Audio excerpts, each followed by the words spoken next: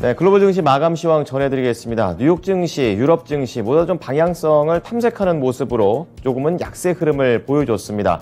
하지만 유럽과 미국 모두 다 지금 중국의 영향을 받고 있다라고 보시면 되겠는데요. 계속해서 봉쇄 움직임이 길어질 수 있다라는 분위기, 또 시진핑 주석도 어느 정도 지금 격리에 들어갔다라는 그런 소식들까지 나오게 되면서 어수선한 느낌들이 그대로 주식에 녹아나고 있습니다.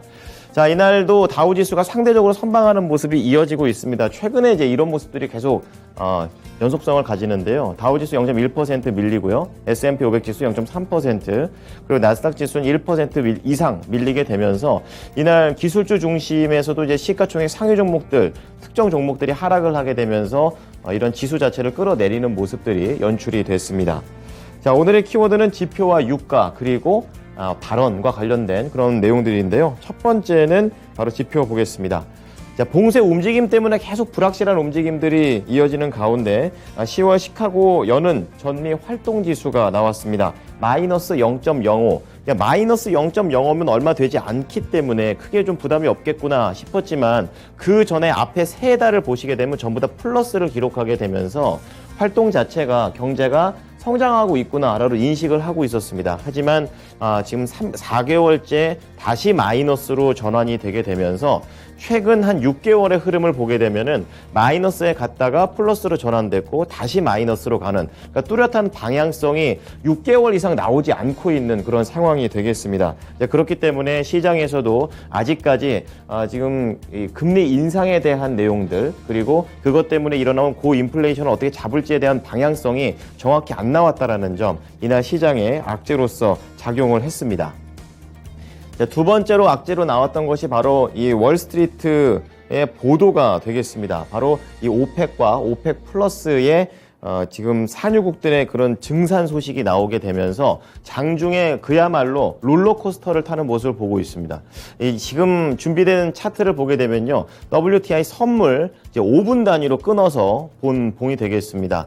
증산을 검토한다라는 그런 내용이 나오게 되면서 장중에 이렇게 급락을 한번 크게 했습니다. 거의 퍼센트로 따지면 6, 7% 급락을 했다가 다시 한번 회복을 빠르게 하는 모습이었습니다. 다행히 한 $80 근처선까지 회복을 하면서 이날 장중 내내 변동성을 보여줬었고 투자 심리를 위축시키는 그런 내용입니다. 최대 50만 배럴 산유량을 늘릴 수 있다라는 그런 논의가 지금 얘기가 오고 가고 있는 상황이고요. 이제 지금 10월 초에 지금 원유 수요 둔화를 우려해서 감산을 한다라는 내용을 말한 지 딱 2달 만에 내용을 180도 바꾸는 상황입니다. 그렇기 때문에 시장에서도 방향성 잡기가 쉽지 않은 그런 모습이었었고요. 지금 이러한 결정 자체가 12월 5일 지금 유럽 쪽에서 러시아산 원유 수입을 금지했고, 또 거기에다가 G7에서 러시아산 원유 판매 가격에 가격 상한제를 두자, 이렇게 약간은 보이콧의 움직임을 보이는 가운데 또 이런 오펙 플러스, 오펙의 내용들이 증산 쪽으로 돌아서게 되면서 시장에서는 계속해서 변동성을 키우는 내용이고, 뚜껑을 열 때까지는 관망을 계속해서 해야 된다라는 조심스러운 전망까지 나오고 있습니다. 자, 이렇게 되면서 두 가지 움직임에 따라서 악재가 나와줬고요. 마지막으로 발언에 대한 부분도 좀 체크를 해보겠습니다. 네, 그 전에 이제 디즈니와 관련된 내용부터 좀 볼 텐데요. 지금 디즈니의 CEO가 석 달 만에 바뀌었습니다. 밥 아이거 예전 CEO가 되겠는데요. 이번 복귀와 관련해서 시장에서는 오히려 미디어계에서 상당히 거장이기 때문에 새로운 모든 문제를 해결하기는 좀 힘들겠지만 그래도 이 돌아온 것에 대한 컴백에 큰 방점을 뒀습니다. 잠시 후 특징주 때 조금 더 자세하게 보도록 하죠. 자, 또 다른 내용을 좀 체크해 보겠습니다. 바로 샌프란시스코 연은 총재, 대표적인 이제 비둘기파였었는데 최근에 매파로 완전히 돌아선 그런 모습인데요. 최근에 내용을 보게 되면은 금융시장의 금리가 지금 시장에서는 6%까지 올린 것으로 인식을 하고 있다. 이렇게 얘기를 하게 되면서 추가적인 금리 상승까지는 필요 없다라는 내용을 언급을 하게 됐습니다. 아주 가파른 상승을 올해 들어오게 되면서 크게 올렸다라는 부분 체크를 해보실 수가 있겠습니다. 자, 이어서 섹터와 업종별 흐름으로 넘어가 보겠습니다. 지난주부터 이번 주 넘어오게 되면서 하루 오르면 하루 내리는 거의 비슷하게 오르내리고 있는 그런 등락 현상이 이어지고 있습니다. 간밤에도 계속 0.3% 밀리게 되면서 약세 움직임을 보였고요.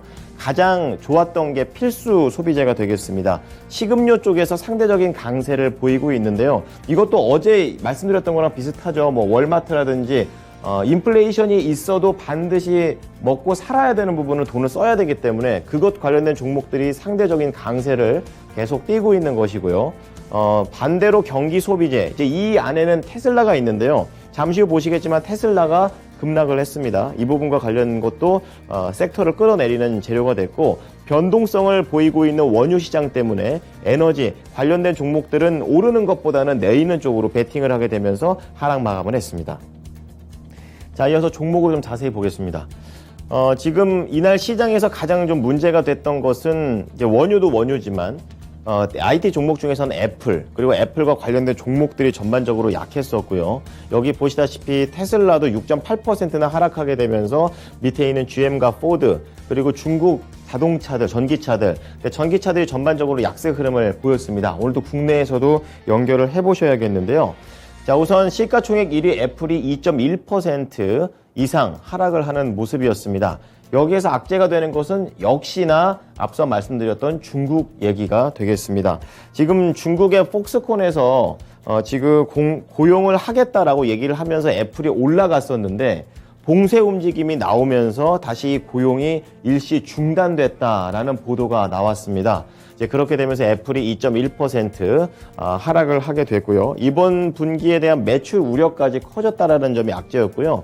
이렇게 애플에서 떨어지니까 애플과 관련된 회사 퀄컴도 2% 이상 밀렸고요. 거기에다가 밑에 있는 작은 규모의 회사들 쿼보라든지 스카이웍스 모두 다 2%, 많게는 4%대의 깊은 하락세를 보였습니다.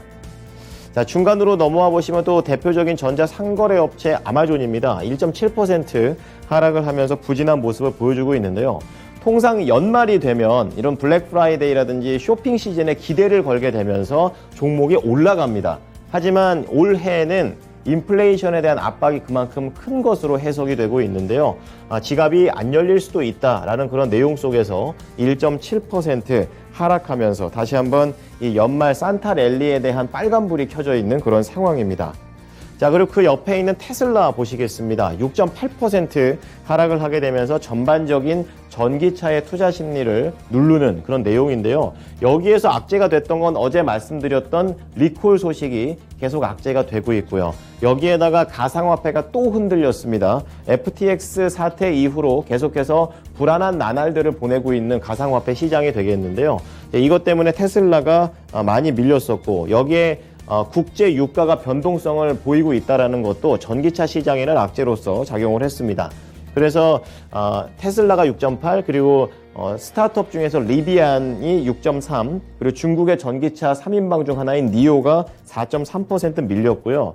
이날 가상화폐가 또 무너지게 되면서 코인베이스가 8.9, 마이크로 스트래티지 7.5, 그리고 페이팔이 7.5% 밀리는 흐름으로서 계속 가상화폐 악재는 이어가고 있습니다. 자, 그런 가운데 반도체 체크해 보겠습니다. 전반적으로 혼조 상태였고 그 안에서도 하락한 종목이 조금 더 우세한 그런 내용이 되겠는데요. 그 중에서는 인텔만 보시면 되겠습니다. 3.1%로 다른 종목들에 비해서도 많이 밀린 상황인데요. 증권사 코인 쪽에 입김을 받았습니다. PC 산업이 둔화가 되고 그렇기 때문에 인텔 쪽에서는 현금 창출 능력에 지금 경고등이 켜졌다 이렇게 얘기를 하게 되면서 투자 의견을 하향 조정했습니다. 자, 그렇게 되면서 인텔이 3.1% 하락을 했고요. 중간에 헬스케어 쪽에서는 머크 정도가 상대적으로 좀 개별적인 소식이 있었는데요. 이메이고 바이오사이언스라는 회사를 인수하게 되면서 앞으로에 대한 먹거리를 키운다라는 내용을 보여줬습니다. 그러니까 시장이 이렇게 약세를 띠더라도 확실한 모멘텀이 있는 종목들은 움직이는 내용입니다. 자, 마지막으로 소매 쪽 보겠습니다. 계속 이렇게 차별화 장세가 나오고 있는데요. 반드시 써야 되는 소매는 올라가고 그리고 약간 유예시킬 수 있는 소매 쪽에서는 내려가는 그런 장세가 이어집니다. 이쪽이 반드시 먹어야 되는 그런 부분이죠. 코카콜라, 펩시, 그리고 월마트, 생필품들, 코스트코 이런 종목들은 상승세를 이어가는 내용이고요. 반면에 이제 놀자주들 같은 경우에는 하락하는 모습입니다. 대표적으로 부킹닷컴이라든지 그리고 항공사들, 델타 항공이라든지 그리고 라스베가스 샌즈 리조트 이런 종목들은 전반적으로 하락세를 보이게 되면서 어제와 비슷한 움직임을 보여주고 있습니다. 자, 이어서 앞서 보여드렸던 밥 아이거 다시 한번 컴백했다라는 내용이 나오게 되면서 디즈니를 끌어올렸던 그런 내용입니다. 지금 밥 체커가 다시 자리를 내려오게 되면서 예전 CEO가 다시 올라가게 된 그런 사례가 되겠습니다. 투자자들 입장에서는 다시 돌아온 이 사람에 대해서 좀 컴백을 환영하고 주식이라든지 회사의 운명을 개선할 수 있다라는 내용들을 내면서 환호하는 모습이었었고요. 그리고 웰스파고하고 차 카홀 이런 증권사 리포트들에 따르면은 이 밥 아이거의 컴백에 대해서 긍정적으로 놀랍다 이렇게 얘기를 하고 모든 문제는 해결 안 됐지만 미디어 분야의 최고 리더가 돌아온 것은 디즈니 입장에서는 고무적이다라는 표현을 보여줬습니다. 그래서 최근에 한 번의 상승 이후에 빠른 하락세를 좀 보여줬었는데요. 여기에서 다시 한번 재상승을 할 수 있는 바탕을 마련했습니다. 이날 6.3% 올라가면서 97달러까지 회복을 했습니다. 자, 두 번째는 중국 관련해서 알리바바 보겠습니다. 전자상거래 업체가 되겠고요. 또 봉쇄 우려 때문에 하락을 했습니다.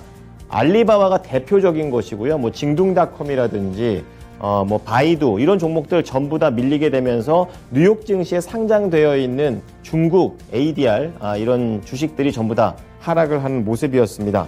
중국 정부의 뭐 대표적인 광저우에서도 지금 봉쇄 움직임이 나오고 있고요. 지금 뭐 시진핑 격리설이라고 해가지고 뭐 이제 앞에 이제 코로나 행정장관단체가 코로나에 좀 걸렸던 사람으로 좀 추정이 되고 있죠. 이제 그렇게 되면서 확진이 좀 연결되고 있는 그런 상황입니다. 추후에도 이러한 봉쇄 움직임이 이러한 부분에서 이어질 것이라고 해석이 나오고 있고요. 이로 인해서 뭐 대표적으로 알리바바가 4.4%, 그나마 최근에 바닥 찍고 올라오고 있었는데 지금 차익 매물까지 동시에 맞게 되면서 76달러까지 밀리면 거래를 마쳤습니다. 유럽 넘어가 보겠습니다. 유럽도 약세 흐름을 보이면서 관망세인데요. 특별히 뭐 유럽 시장에서 강한 모멘텀이 나왔던 것은 아닙니다. 어제 나왔던 매파 연준들의 이 인사들의 발언들이 계속 악재가 되고 있고요. 그리고 중국의 코로나 악재 역시 비슷하게 겪고 있는 상황입니다. 자, 그러면서 독일 닥스 지수가 0.3% 하락하면서 가장 많이 밀렸었고요. 프랑스 캐크와 그리고 영국의 푸츠백 지수 각각 약보합권에서 거래를 마쳤습니다. 자, 이어서 상품 시장 넘어가 보겠습니다. 유가가 급등세를 보이면서 급락세를 보이면서 장중에 확실하게 80달러 밑으로까지 훅 내려갔다가 장 후반에 간신히 80달러 근처까지 회복이 된 겁니다. 앞서 말씀드렸던 오펙과 오펙 플러스의 이런 증산에 대한 불확실성이 반영이 된 것이고요. 그리고 중국에 대한 이런 봉쇄 움직임이 결국 수요로 연결되면서 구리 가격 그리고 금 가격 모두 다 하락을 했습니다. 그리고 금 가격과 10년물 국채금리 수익률에서는 또 강달러의 영향도 받게 되는 모습인데요. 그 중에서 또 10년물 국채금리를 보게 되면은 이날 연준의 매파적인 발언에다가 최종금리가 더 올라갈 것이다라는 전망이 잇따랐던 만큼 이번 주에 예정이 되어 있는 FOMC의 의사록에서 어떤 힌트가 나올지 조금은 시장에서는 상승 쪽으로 베팅하면서 거래를 마쳤습니다. 자, 이어서 미국 넘어가 보겠습니다. SH 인베스트먼트 김선영 연구원입니다. 연구원님, 안녕하세요. 네, 안녕하십니까. 네. 자, 뉴욕 증시는 약세로 거래를 마쳤습니다. 그 가운데 최근에 다우는 약간 덜 밀리고 그리고 나스닥은 상대적으로 더 많이 밀리는 이런 흐름이 이어지고 있는데요. 간밤에는 어떠한 소식들이 있었나요? 예, 오늘 뉴욕 증시는 중국 내 코로나19 재확산에 따른 재봉쇄 우려가 커지면서 3대 지수가 모두 소폭의 약세를 보였습니다. 코로나19 관련 사망자가 발생한 데 따라 중국 정부가 베이징을 비롯해 주요 도시 등을 전면 봉쇄하면서 방역 수위를 올렸다는 뉴스가 투자 심리를 위축시켰던 가운데 연방준비제도 인사들의 매파적 발언이 이어진 점이 시장을 위축시켰던 하루였는데요.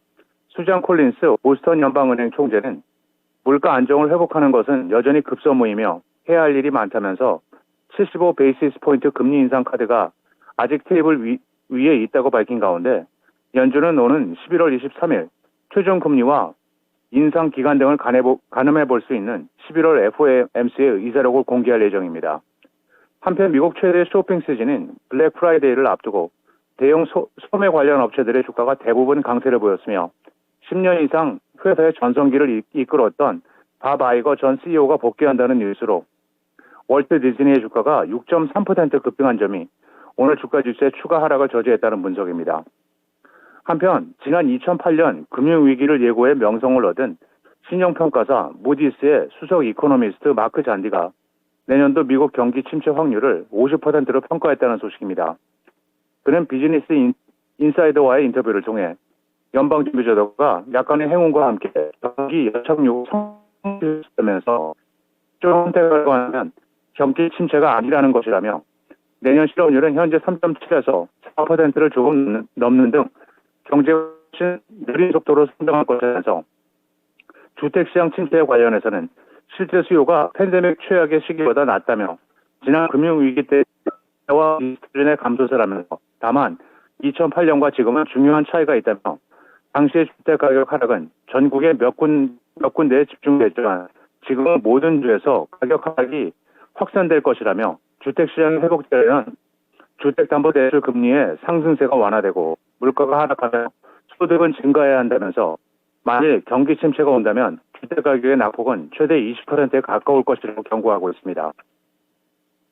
중국이 카타르와 27년에 걸쳐 400만 톤 규모의 액화 천연가스 LNG를 수입하는 계약을 체결했다는 소식입니다. 현 시세를 기준으로 약 610억 달러 규모로 역대 최장 그리고 최대 LNG 거래인데요.